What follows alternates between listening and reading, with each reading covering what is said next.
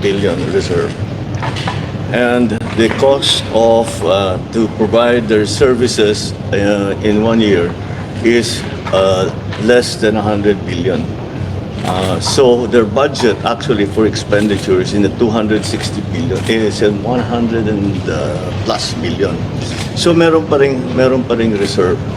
That's why I know na naabala ang tao because bakit natin binawasan? Dahil ang katotohanan dyan ay kung tignan ninyo, kaya binawi ng Department of Finance yung ilang reserve na naman doon na naiwan dahil hindi nagamit yun ng ilang taon.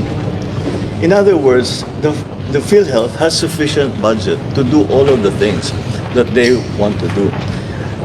So let's go back the last 2 years. Kung titignan ninyo, ang services na binibigay, ang mga treatment na binabayaran ngayon ng PhilHealth ay nag-expand na ng gusto. We are taking care of many more conditions, many more diseases. We have more dialysis patients. We are attending to more people. That's from the budget of 2023 and 2024.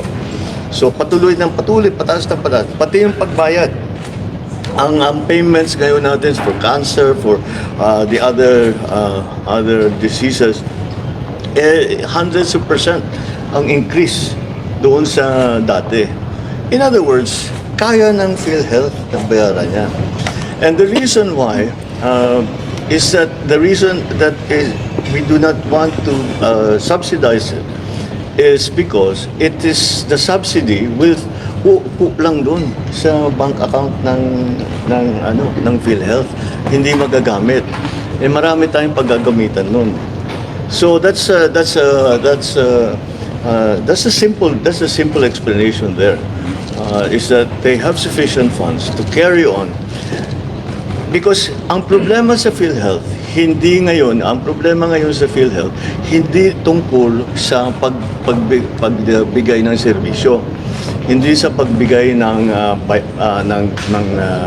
insurance cover. Hindi yan ang problema na kulang sila sa budget kaya hindi sila nakakapag-alaga ng tao. Kulang sila sa budget kaya maliit ang bayad. Hindi yan ang problema. Ang problema, kung titignan ninyo, you look at the reports that are happening, sa dami ng bagong services ng PhilHealth, sa dami ng mga bagong payment na binibigay ng PhilHealth, nababara ang sistema. You can see there are in the provinces, merong mga tao nag-aantay buong araw yung pilat 200 tao. Nag-aantay, magke-claim sila. Hindi naman mahirap. Pero that's what's happened in PhilHealth.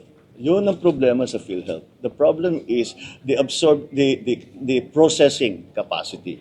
Kaya ang naging priority, isa sa pinakamalaking priority sa PhilHealth, of course, to continue to provide services, continue to provide insurance, is pag-digitalize na kayo. Patuloy kanila, that's where the effort is para lahat itong mga taong ito ma-process natin. Tuloy-tuloy naman, tuloy-tuloy. Tuloy pa rin ang insurance, tuloy pa rin ang bayaran ng claim.